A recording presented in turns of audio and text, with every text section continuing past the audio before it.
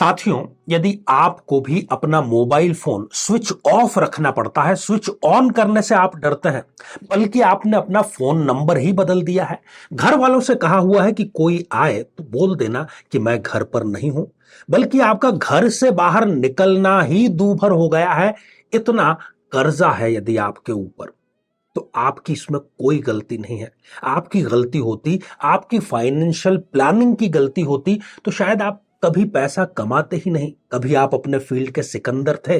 परंतु शायद राहु, केतु, शनि या मंगल, इनके पाप प्रभाव ने आपको ऋण के कुचक्र में डाल दिया है। अब आप निकल नहीं पा रहे हैं, तो अवसर आपके समक्ष है। जी हां, 17 जून 2023 को पितृ अमावस्या है और एक अनुष्ठान जो कि आपके जो ये धन का घड़ा है, इसके छेद को भरने का कार्य करेगा, नए आय के स्रोत उत्पन्न करने का कार्य करेगा और आपको कराएगा ऋण से सदैव सदैव के लिए मुक्त। साथियों, वृषभ लग्न के जातक के लिए सूर्य की महादशा कई प्रकार के झंझावातों को साथ में लेकर के आती है। जब जब इस जातक को सूर्य की दशा आती है, उसको कभी भी पहली बार में नहीं, दूसरी बार में प्रयास करने पर सफलता मिलती है। जीवन में जब जब सूर्य की दशा आती है, वो द्वितीय स्थान से ही उनको संतोष करना पड़ता है, प्रथम स्थान पर वो व्यक्ति नहीं आ पाता। उसको पद प्राप्त तो हो जाता है, परंतु वो उत्तेजना में आकर के, इमोशन में आकर के उस पद से इस्तीफा देने का कार्य कर देता है। और सप्तम भाव में यदि ये बैठा है, तो जातक को वो एक्स्ट्रा मैरिटल अफेयर की तरफ आकर्षित करने का कार्य भी जरूर करता है।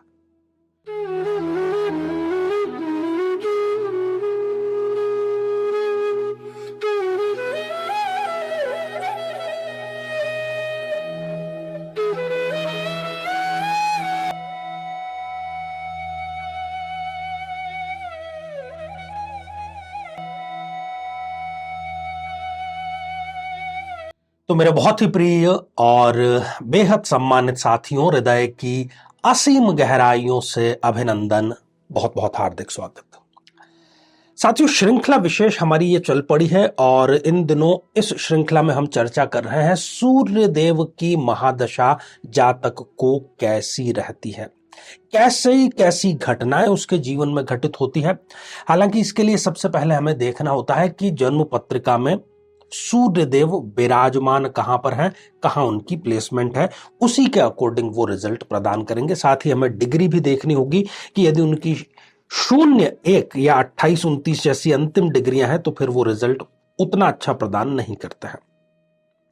तो आज बारी है वृषभ लग्न की जन्म पत्रिका की। यदि आपका वृषभ लग्न है तो जरूर आपको पूरा एपिसोड देखना चाहिए, और साथ ही यदि आपने अपने लग्न से संबंधित एपिसोड नहीं देखा है तो यहां आई बटन में हमने उसका लिंक प्रोवाइड कर दिया है, वहां जाकर के आप इसको देख सकते हैं। आगे बढ़ें, चर्चा करें किस भाव में कैसा रिजल्ट प्रदान करेगा। उससे पहले एक बेहद जरूरी सूचना ऐसे भाई और बहनों के लिए जो कि ऋण जाल में बुरी तरीके से फंस चुके हैं, कोई रास्ता यदि उनको नजर नहीं आ रहा है, मोबाइल फोन उनको अपना स्विच ऑफ रखना पड़ता है, घर से बाहर निकलना तक यदि दोपहर हो गया है, तो 17 जून 2023 ऑनलाइन अनुष्ठान किया जा रहा है ऋण मुक्ति के लिए। जरूर आपको इसमें भाग लेना चाहिए। अधिक जानकारी के लिए जो फोन नंबर है इस पर आप संपर्क करें। साथियों, एक एक करके वृषभ लग्न की 12 भावों में सूर्य की स्थिति और उसकी महादशा में कैसे रिजल्ट जातक या जातिका को मिलते हैं, इस पर चर्चा करेंगे और अंत में आप लोगों के कुछ कमेंट्स जो हैं उनको भी शामिल करेंगे। तो साथियों, ये जो है ये एक वृषभ लग्न की जन्म पत्रिका है। क्यों है ये वृषभ लग्न की जन्म पत्रिका? क्योंकि ये 2 नंबर से प्रारंभ हो रही है। 2 नंबर का जो अंक है वो लग्न में ही लिखा हुआ है, इसलिए हम इसको कहते हैं कि ये वृषभ लग्न की जन्म पत्रिका है। तो शुरुआत लग्न से ही करते हैं। यदि इस जन्म पत्रिका में सूर्य देव लग्न में ही विराजमान हो जाते हैं, इस जन्म पत्रिका में जो सूर्य है वो चतुर्थेश है, चौथे हाउस के लॉर्ड है, तो ना तो वो बहुत ज्यादा योग कारक है, ना वो एक मारक ग्रह है, बल्कि वो एक इस जन्म पत्रिका में सम ग्रह है, मतलब एक एवरेज रिजल्ट देते हैं। दूसरे कारक या युतियां जो है उनको भी साथ में देखना होता है।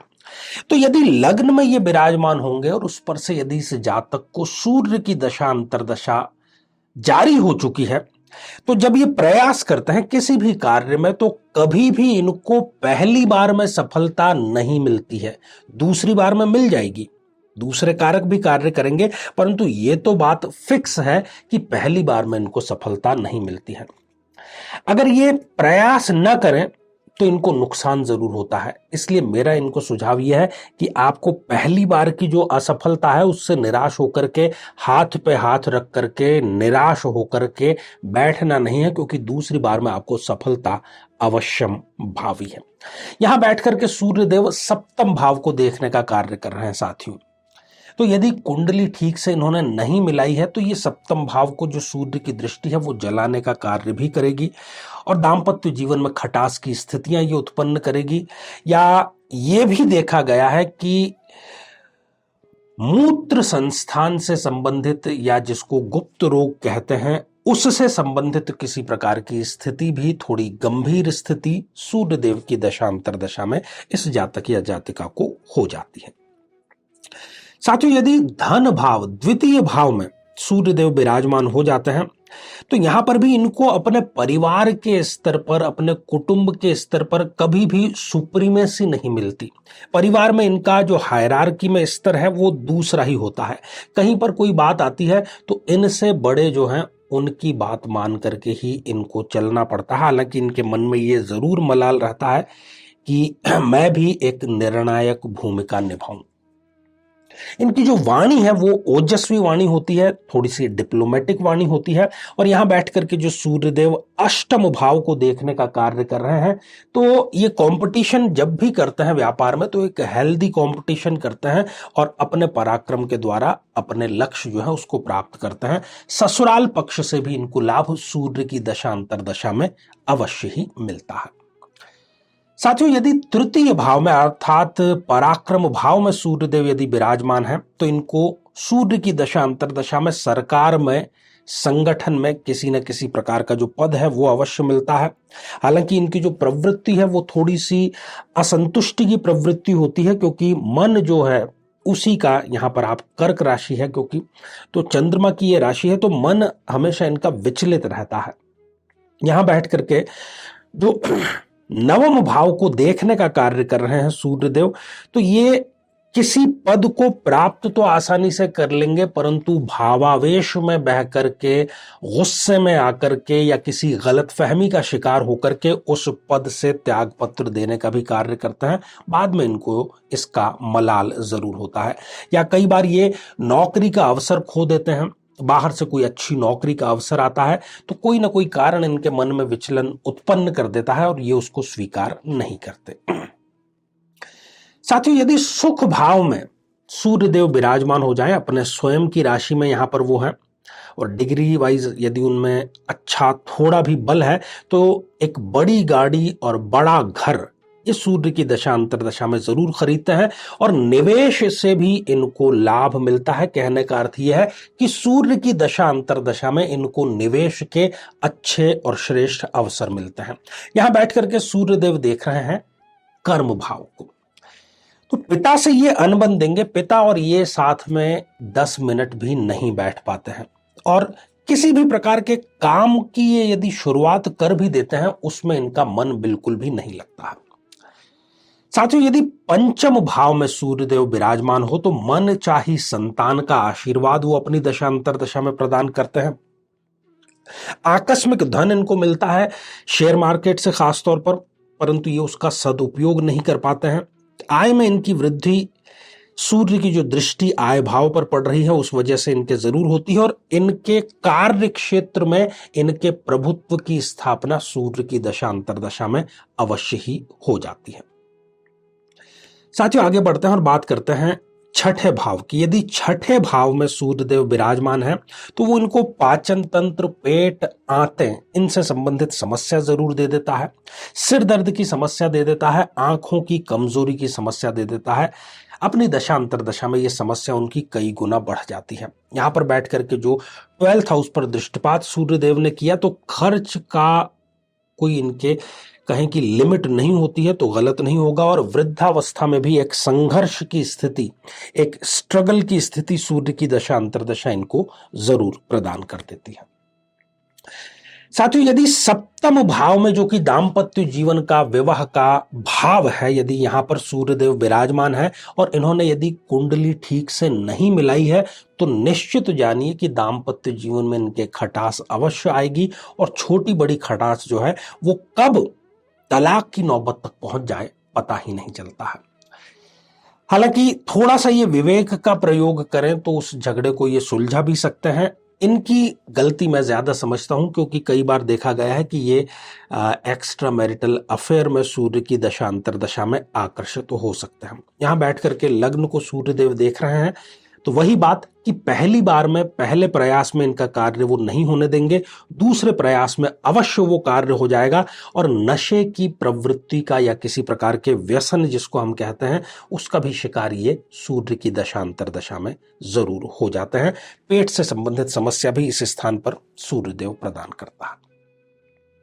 साथियों, यदि अष्टम भाव में सूर्यदेव विराजमान हो तो अपनी दशा अंतर दशा में इस जातक या जातिका की ससुराल पक्ष से बहुत बड़ी झड़प, अनबन, मतभेद जो भी आप कह लीजिए वो जरूर होती है। व्यर्थ की मेहनत कराता है सूर्यदेव, चक्कर ये लगाते रहेंगे, रिजल्ट इनको कुछ भी नहीं मिल पाएगा। यहां बैठ करके जो द्वितीय भाव को सूर्यदेव देख रहे हैं, तो अपने ही कुटुंब, अपने ही परिवार से इनकी अनबन सूर्य की दशा अंतर दशा में होती है। व्यर्थ की यात्राएं, जिसको हम कहते हैं ना कि दिमाग खराब कर देने वाली, वो यात्राएं इनकी बहुत ज्यादा होती हैं। साथियों, यदि नवम भाव में सूर्यदेव विराजमान हो तो भी अपनी दशा अंतर दशा में इनको व्यर्थ का भटकाव, व्यर्थ के गफलत की स्थिति की इनको लगातार सामना करना पड़ता है। विवादों का सामना करना पड़ सकता है, हो सकता है कि कोर्ट में भी इनको किसी प्रकार की कार्यवाही का सामना करना पड़ जाए। और यहां बैठ करके जो वो दृष्टिपात पराक्रम भाव पर कर रहे हैं, इसमें भी इनको रिस्क लेकर के और उसमें फंस जाना, पहले कहीं पर सब्जबाग देख करके उस स्थिति में स्टेप उठा करके और फिर उस चक्रव्यूह में फंस जाना, ये सूर्य की दशा अंतर दशा इनके साथ में करती है। और दुखद यह है कि कई बार इनके परम मित्र या इनके भाई ही इनके साथ में इस प्रकार की हरकत कर देते हैं। साथियों, यदि कर्म भाव में सूर्यदेव विराजमान हो तो सूर्य की दशा अंतर दशा में इस जातक को झूठे आरोपों का सामना करना ही पड़ता है। कई बार तंत्र प्रयोगों का भी इनको शिकार होते हुए देखा गया है। दृष्टिपात माता के भाव पर कर रहा है, वहां पर क्योंकि स्वयं का घर है सूर्यदेव का, तो माता से इनको सदैव लाभ मिलेगा, निवेश से भी लाभ मिलेगा, अपना घर भी बन जाएगा और वाहन का भी सुख इनको सूर्य की दशा अंतर दशा में। तो एक प्रकार से ये स्थिति में एक मिला जुला इनको रिजल्ट मिलता है। साथियों, यदि लाभ भाव में सूर्यदेव विराजमान हो तो ऐसा व्यक्ति उल्टा चलने का कार्य करता है। जो जमाना कर रहा है, जो सोसाइटी कर रही है, उससे ठीक विपरीत ये करते हैं। जैसे हम लोग सुबह जल्दी उठ करके अपने रूटीन की शुरुआत करते हैं, तो इनका दिमाग ऐसा होगा कि रात्रि में काम करें, दिन में सोएं। इस प्रकार से ये केवल आपको उदाहरण दिया है, इनकी जो क्रियाशीलता है वो विपरीत होती है। आय में इनकी वृद्धि जरूर हो जाती है और ये अपनी सक्सेस से सभी का मुंह बंद करने का कार्य करते हैं।